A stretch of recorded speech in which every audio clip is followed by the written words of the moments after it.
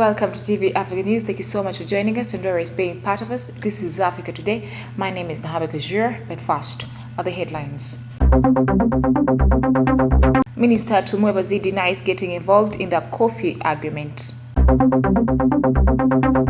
Doctors urge government to fulfill its pledges or else they take an action. URA recalled surplus after collecting 1.8 trillion shillings in March. In our sports day, Police FC sack head coach Abdallah Mobedu. Once again, thank you so much for joining us. Please start with one of our top stories. Now, the Minister of Agriculture, Animal Industry and Fisheries, Frank CongoBrazzaville, has said that he was not privy to the office agreement that was signed between the government and Uganda VC Coffee Company Limited. Now, his remarks follow phone calls he has been receiving from different journalists across the country seeking comments regarding the agreement. We have the report. In reply, the Minister of Agriculture, Animal Industry and Fisheries, Frank CongoBrazzaville, asked the media to direct their questions to the Minister of Finance, adding that he couldn't respond to them since he didn't witness the signing of the agreement. Yesterday, opposition MPs say that they were set to traverse coffee-growing areas in Uganda to sensitize farmers about what could befall them if the agreement between the two entities come into force. MPs say that the agreement is counterproductive to the country's interests. Recently, the Minister of Finance, Matia Kasaija, signed the agreement on behalf of the government, while Enrica Pinetti signed on behalf of Uganda Vince Coffee Company. Ramadhan Gobi, the permanent secretary in the Ministry of Finance, also the secretary to the Treasury, witnessed the signing. The company was given free land in the Industrial and Business Park at Namamve after it indicated its capability of establishing a coffee processing facility in Kampala. However, opposition members say that Uganda Vince Coffee Company being given exclusive rights to buy all Uganda's coffee even before the government can look at other players is a fraudulent action. Uganda Vince Coffee Company's concession will end in 2032, but it is subject to renewal. The total investment value is not stipulated as per the leaked legal document. Moving on, health workers under their umbrella body, the Uganda Medical Association, have asked government to fulfill their demands agreed upon during their meeting with President Yoweri Museveni in 2021, or else they pose another industrial action. Speaking to journalists in Kampala, the president of the Uganda Medical Association, Dr. Samuel Oledu, who led the teams, said recurring issues such as non-payment of salaries and allowances, absorption of health workers and COVID-19 specialists into the health structure, and working conditions, among others, remain unresolved. You cannot even upgrade the health sector. We have over 100 doctors who are super specialized, whom the president deployed, sent to study further. They came back, they are working as medical officers, never upgraded. They are not even to the level of consultant. Even those who are near the level of medical, they work for 10 years, same level as medical officers. What are we doing to the health sector? Those who are idiot enough, they fly out of the country. Now what about those Ugandans who cannot? So we are saying, can we improve the health sector? Get Uganda Medical Association decided to work with the government on these issues. On 23 November 2021, President Museveni met leaders of the Uganda Medical Association and agreed to enhance doctors' salaries in the next financial year. The president directed that all medical doctors be employed as soon as they qualify, but doctors say up to date their colleagues are unemployed after studies, despite government allocating funds to their recruitment. 500 interns got done with the interns last month. They are seated home.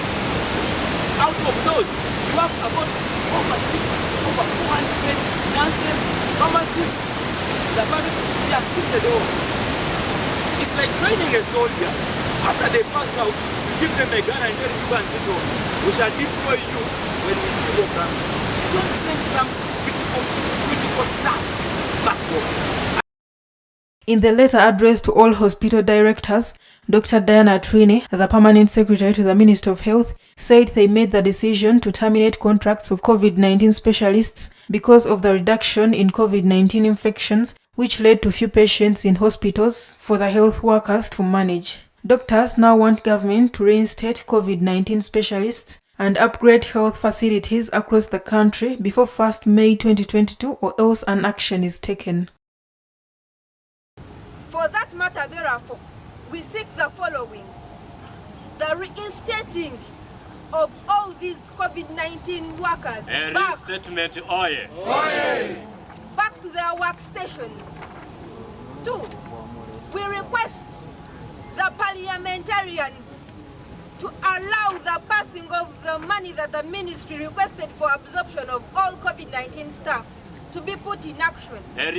Now, the doctors at every walk of life and other health workers, as you've seen, decided that if their demands are not met as evident in the 2022-2023 budget framework paper, an instruction on 1st of May 2022, as was earlier communicated on 23rd of December 2021, will be activated or reactivated.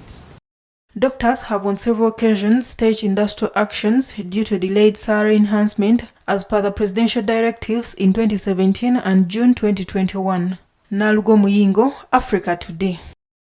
Moving on, Uganda Revenue Authority collected 1.83 trillion shillings with a surplus of 11.1 billion shillings in the month of March 2022 against a target of 1.82 trillion shillings, making this one of the strongest performances this financial year.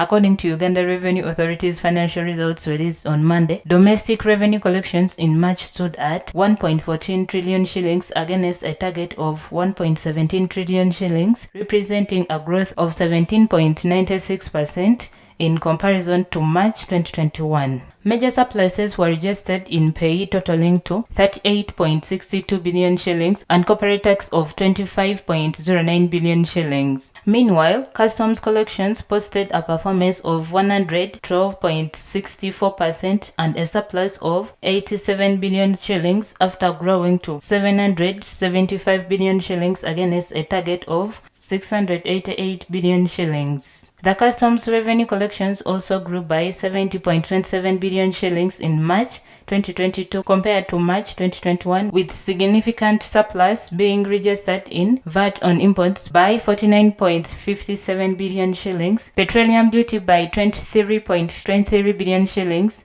imports duty by 8.8 billion shillings, and excise duty by 5.57 billion shillings.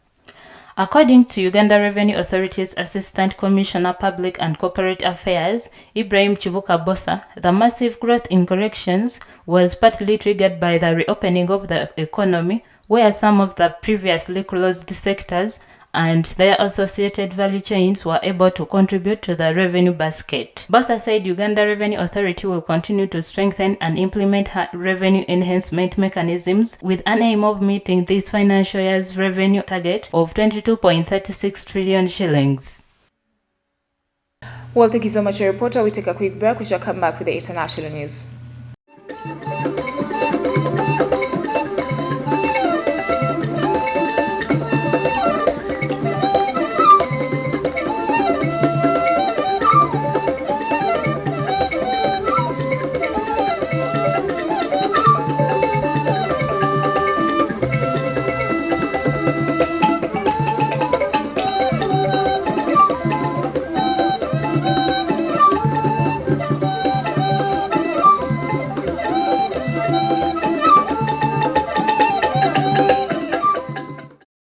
Welcome back from the break. You're still watching TV Africa, the right to know. In international news, the head of the World Health Organization, Dr. Tedros, has criticized the global community's focus on the war in Ukraine, arguing that crises elsewhere, including his home country of Ethiopia, are not being given equal consideration, possibly because the people affected are not white.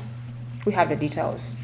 The head of the World Health Organization, Dr. Tedros Adhanom Ghebreyesus, questioned whether the world really gives equal attention to black and white lives, given that ongoing emergencies in Ethiopia, Yemen, Afghanistan and Syria had garnered only a fraction of the concern for Ukraine. Last month, Tedros said there was nowhere on earth where the health of millions of people is more under threat than Ethiopia's Tigray region. He said during a virtual press briefing from Geneva on Wednesday that since a truce was declared in Tigray 3 weeks ago, about 2,000 trucks should have been able to bring food, medicines and other essentials to the conflict-ridden area, but instead only about 20 trucks had arrived. He acknowledged that the war in Ukraine was globally significant, but asked whether other crises were being accorded enough attention. Tedros described the situation in Tigray as tragic and said he hopes the world comes back to its senses and treats all human life equally. Tedros was Ethiopia's foreign minister and health minister when the TPLF dominated the country's ruling coalition.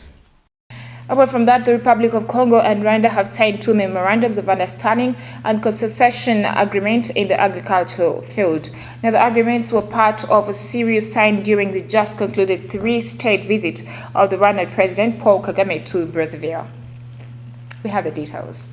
Congo will reportedly grant Rwanda 12,000 hectares of exploitable land in at least 3 departments in the south of the country. However, the duration of the concession has not been specified. Congo has 10 to 12 million hectares of arable land, of which less than 5% is used for food crops. The agriculture deal is part of 8 agreements signed for the widening and deepening of cooperation, according to a statement issued on Tuesday in Brazzaville. Other agreements covered investment protection, mining, management of economic entities, and the strengthening of cultural ties. Rwanda and Congo enjoy cordial bilateral relations. The growth of bilateral ties is evidenced by 2021 agreements to remove double taxation and visa requirements to ease trade between both countries. They also signed agreements regarding military, education and land management at the time.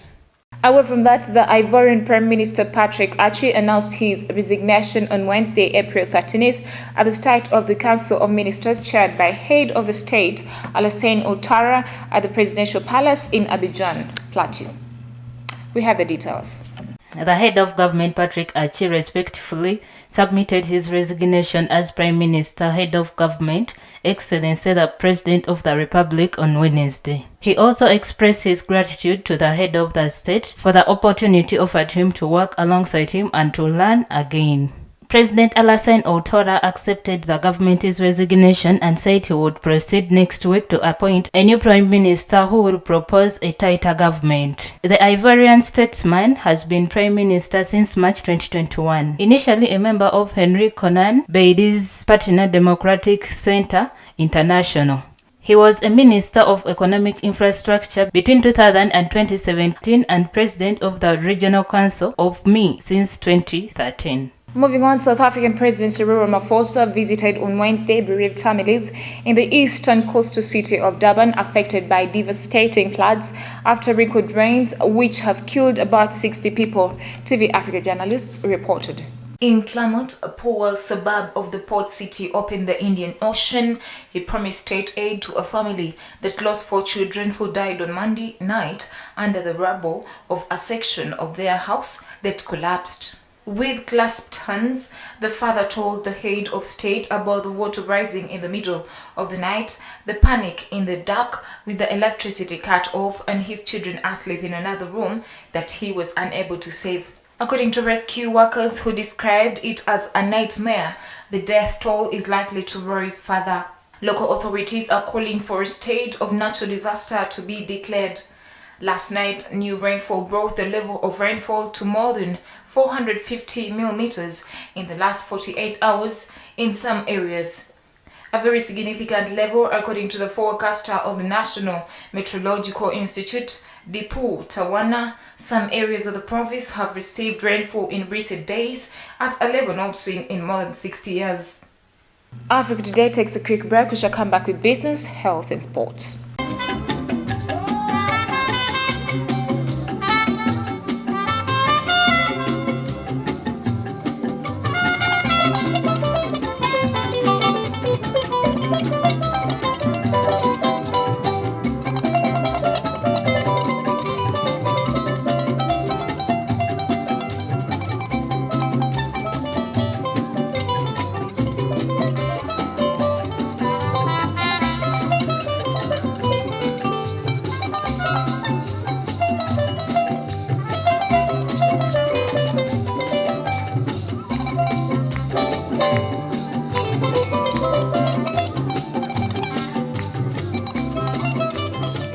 Welcome back for the break. You're still watching TV Africa, the right to know.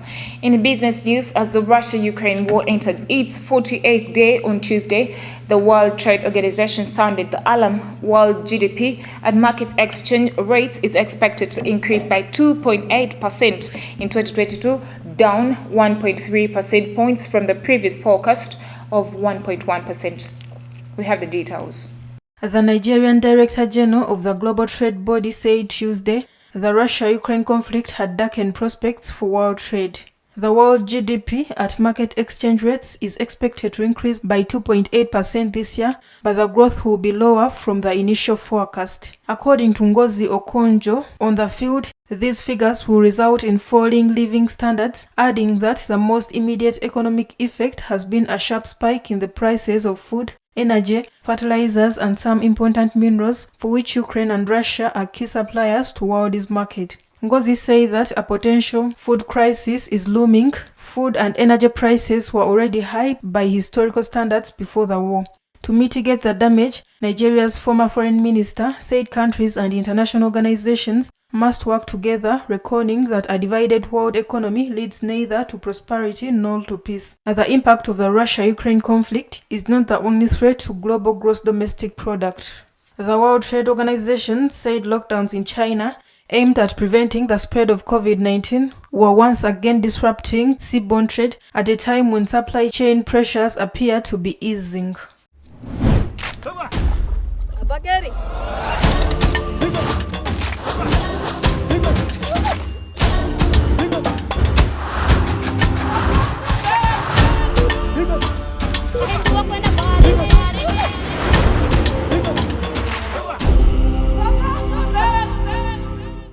In our health news today, a new variant of COVID-19 has been discovered in Botswana, and it's believed to be a mutation of the Omicron variant first detected in Southern Africa late last year. The Botswana Ministry of Health and Wellness are watching a variant called Omicron BA4 and BA5, which has already been detected in 3 other countries and in 4 people in Botswana. All 4 cases are currently being followed up to gather more information on the potential impact on the spread and severity of the disease. According to Christopher Nyanga, the Secretary General of the Ministry of Health, so far no conclusion has yet been made as to whether the sublineage is more lethal and more transmissible than the known Omicron variant. However, he said that the patients are fully vaccinated and have only been showing mild symptoms. Investigations were underway to determine whether existing COVID-19 vaccines are effective against the new variant. But authorities are urging the public not to panic and instead be vigilant and take a vaccination or booster shot if eligible. The discovery of the Omicron variant in South Africa and Botswana triggered a travel ban to and through Southern Africa by most Western countries. The Ministry of Health says it is awaiting further guidance from the World Health Organization on how to manage its transmission.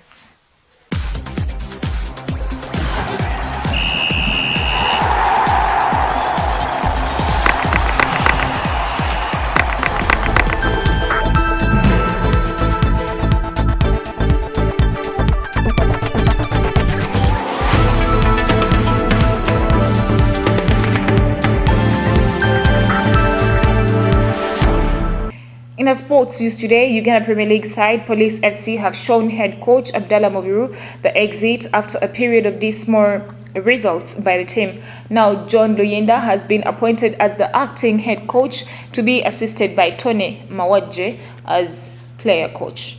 We have the details.